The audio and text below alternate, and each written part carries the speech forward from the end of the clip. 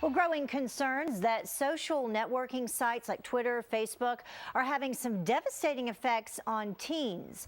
One top scientist now warning that it is creating a self-obsessed generation of people constantly needing feedback. Our power panel is back. Wiehl, Mercedes Cowan, and Deneen Borelli. So what do we think about this? You were saying you don't even have a Facebook page. I don't. I think part of it, too, is that you have to share everything in your life. Look what I'm doing here. Look what I'm doing there. And then you can like things. I'm so out of touch with Facebook. Yeah. But my 13-year-old did tell me about this. He has a Facebook account. But that people are constantly seeking that feedback. So I'm not surprised that the scientists came forward and said, because you don't have interaction with 50 of your closest friends on a daily basis.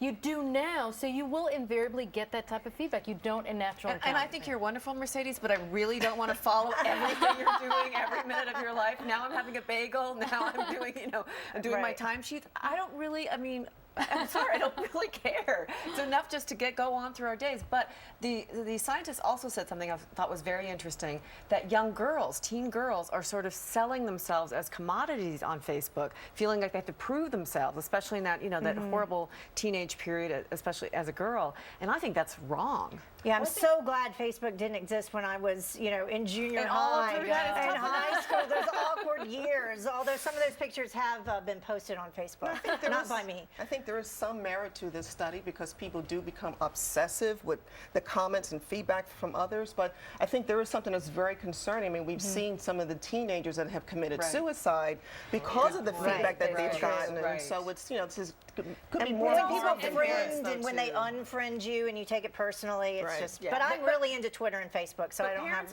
Parents should know what's going on. You should know what your kids are doing on Facebook. If anybody's going to be their friend, it's going to be me. Exactly. My kid. And on to our next topic. Two men who saved a woman from a burning car. Well, they're now suing the very woman that they rescued. They say that the event left them physically, emotionally scarred. Take a look. There's the burned car there, an SUV.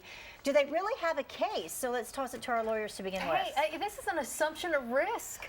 You see a burning car, well, God bless them that they actually saved this one, but you see a burning car and you incur these types of injuries, the law pretty much says you've assumed the risk taking on that conduct. Yeah, I totally agree with you. I'll just argue the other side for a second, because what they're saying is, well, she wanted to commit suicide, so they didn't really assume the risk. She just was out there. She was negligent. She was, driving to kill herself, and they were kind of part of the collateral damage. I agree with you. It's a silly case. It will go away. I'm just trying to at least make the argument. So these guys have gone from heroes to zeros. This is just ridiculous. But we live in a litigious society. You have people suing for every reason, every cause. You spill coffee or whatever, the food's too hot. It's insane. So this is really baseless. But if it does go to a jury, I think the jury would actually, they could actually award $25,000 each. I think.